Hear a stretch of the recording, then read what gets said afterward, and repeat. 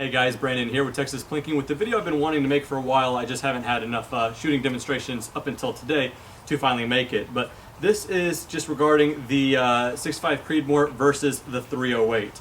Now before I start, I just want to disclose that this video isn't the most scientific of tests. This is just my own personal case with the personal setups that I have with the ammunition that I personally prefer to shoot. But nonetheless, in this video I am going to be talking about the ballistics, about these two rounds here in particularly. I'm also going to talk about some hypothetical cases, what you would have to mill up and for windage with both of these with their given ballistics, as well as we're just going to go out and shoot. We're going to do a 100-yard grouping and then do some long range, 500, 750, and 1,000 yards on both of these, and that's all coming up on this video. Let's just go with the two vice versa case scenarios here. You can get a 6.5 Creedmoor rifle for $500 from Savage and shoot the cheapest ammunition you can of 6.5, and that won't beat a Desert Tech with match ammunition or your own hand loads, and vice versa. If you got the cheapest 308 hunting rifle with the cheapest surplus ammo, that will not beat a Surgeon custom rifle with again hand loads or some match ammunition. So this is again just my own case and what I make about these rounds and the kind of the potential they have if you went to the kind of precision game, try to go really long range. This is some Hornady American Gunner. So this is quality ammunition, but it's not necessarily match grade, and I'm able to get both of these at under $1 a shot. I'm going to talk about the ballistics on these two individually. With the 6.5 Creedmoor, this is a 140 grain boat tail hollow point, like I said. This is coming out of a 24-inch barrel at 2,690 feet per second. The ballistic coefficient is incredibly well. It does a lot with little.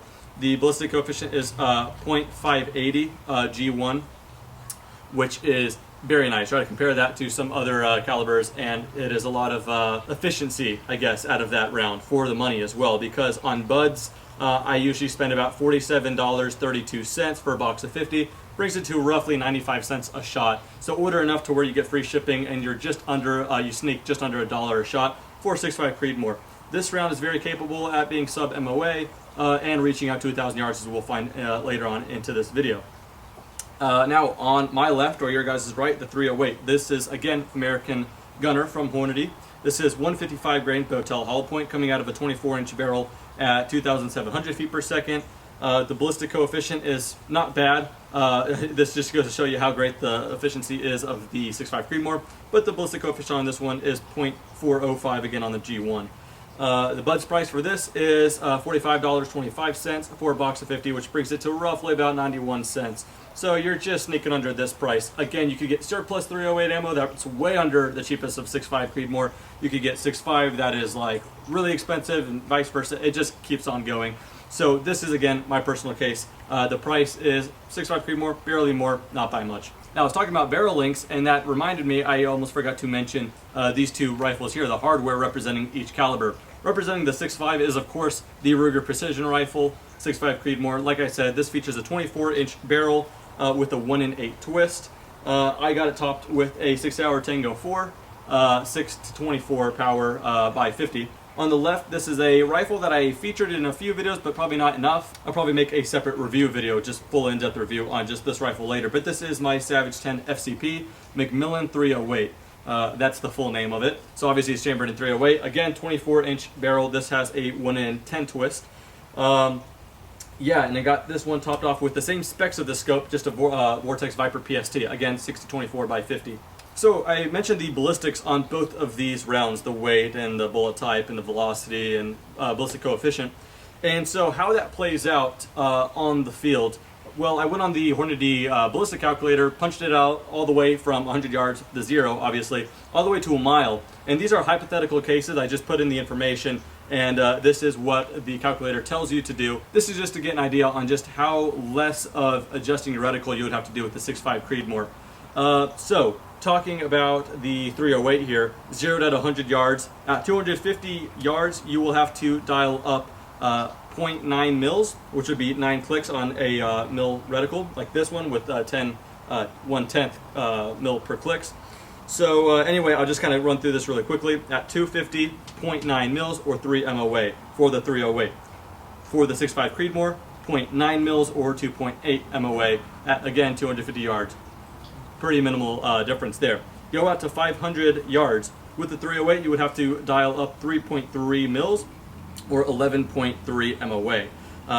500 yards for the 6.5, it's 2.9 mils and 10.1 MOA. This is where we start getting a difference on, or you could get an idea on just how more the 308 is arcing. At 750 yards, you would have to dial 6.7 mils for the 308, which is 23.2 MOA. For the 6.5 at 750 yards, 5.6 mils or 19.4 MOA. Out to 1,000 yards, calculator tells me to dial up 11.6 mils or 39.9 MOA for the 308 versus 6.5 is 9.1 mils or 31.1 MOA. Just to run over that real quick, 1,000 yards in mils, 11.6 308 or 9.1 6.5 1,000 yards. We start getting into a pretty good difference. We go out, let's just skip all the way out to a mile. At a mile for the 308 tells me to dial up 37.5 mils or 129 MOA. And for the 6.5, it's 25.8 mils or 88.5 MOA. So those are the hypothetical cases. Then that's with no wind. That's just just the elevation. So then I went on the calculator and put a 10-mile-an-hour wind drift to see how the calculator says it would affect it. And I'm only going to talk about 1,000 yards here just for simplicity's sakes. At 1,000 yards for the 308, I would have to dial 3.2 mils or 11.1 MOA for a 10-mile-an-hour wind drift versus the 6.5 Creedmoor, 2 mils or 6.9 MOA. Again, just in mils, 3.2, 2, or an MOA, 11.1, 6.9. So that shows you just how much better the 6.5 bucks the wind. So this exact rifle here is fitted with a 20 MOA rail, which helps on top of the already so efficient round. So in short, the 308 flies a nice arc, and the 6.5 a nice arc, just a bit less. All right, so that's enough talking about the ballistics on the two ammunition types that I shoot on the two rifles that I own. And I guess now we'll just go ahead and shoot so you guys can see for yourself. First, we're going to do a 100-yard grouping, and just take this grouping test with a grain of salt, and I'll explain why when we come back here. But anyway, here's a quick grouping.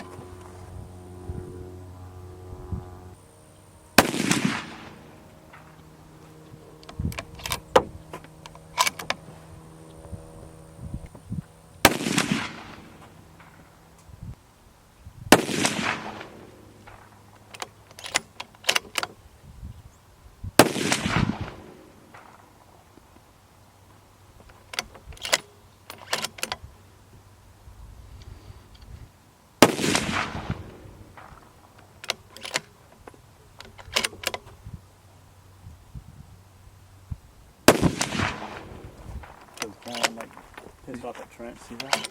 I was gonna beat him up. Okay, and so I have the target that you just saw get shot right here. The reason I said take it with a grain of salt is because I wasn't really set to do some precision shooting at that time. I was on a nice table, just very, very wobbly because the chair was connected one piece to the mount itself, so any kind of movement I was shaking quite a bit. It just wasn't the right setup, but I was giving it a try anyway. So again, this goes back to what I said in the beginning of the video. The best 308 is better than the worst 6.5 and vice versa. But with that said, with the 308, I was able to get 3 in one hole, 2 flyers out here. Very well could have been my fault here. And then with the 6.5, I was able to get 2 touching. The bullet holes are much smaller though, so kind of harder to get them touching. 3 shots though are within less than half an inch, and then again the 2 flyers. So they actually performed pretty similarly in my case. Again, that's not as solid as results as I would like. Also, that makes me think on both of those tests, I had both of the scopes set to 24 power, and not until yesterday I actually heard something interesting, that if you have a high magnification scope and if you're wanting to do grouping or any kind of test at 100 yards, it's best to back off that zoom, because if you're zoomed in all the way, it magnifies your movement and then you could overcompensate your movement. That's a pretty interesting thought. So I guess next time I'm gonna go out and try to sight things in, I'll probably back it off to anywhere from like 10 to 16 power. Maybe that kind of messed me up having them both to 24. Thought I would mention that. I'm not the best shooter. I just thought I would not make a valid comparison until I did that, but again, don't take this too seriously.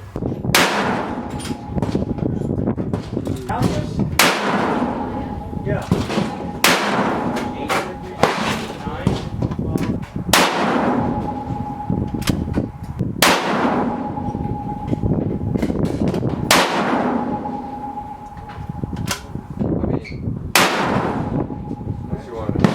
Access it.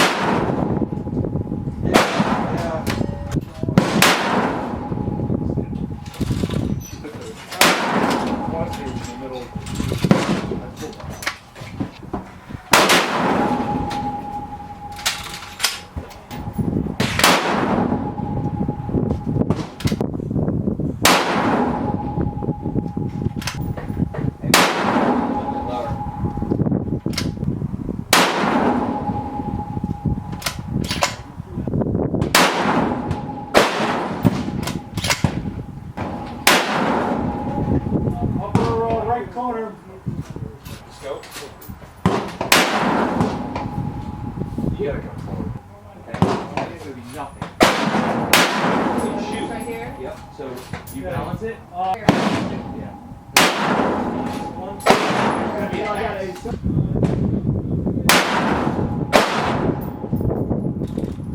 No, we're good.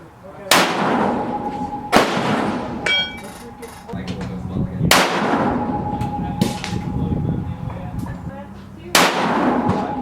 Okay. There.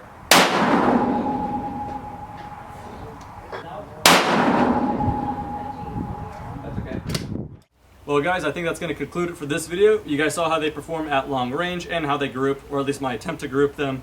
But yeah, that's about it. In short, if you're going to go for target shooting, I would recommend the 6.5, although both of them are very capable. If you're going to go for hunting, maybe you want to go with a 308, although both of them are very capable, just because you could get more stopping power with the heavier grain bullet. But it doesn't really come at too much of a cost. The recoil should be not too different. Obviously, with my own setup, the recoil on my Ruger is significantly less just because of this big brake versus this one has no brake on there. So I can't really speak on recoil impulse in a fair test, I guess, because these two are just set up differently. Well, anyway, I think I hit the talking points on both of these rounds. Go ahead, leave a comment, let me know which one you guys prefer and why, and we'll kind of get a comment thread going without trying to start too many comment wars. Anyway, thank you guys so much for watching. See you guys on the next one.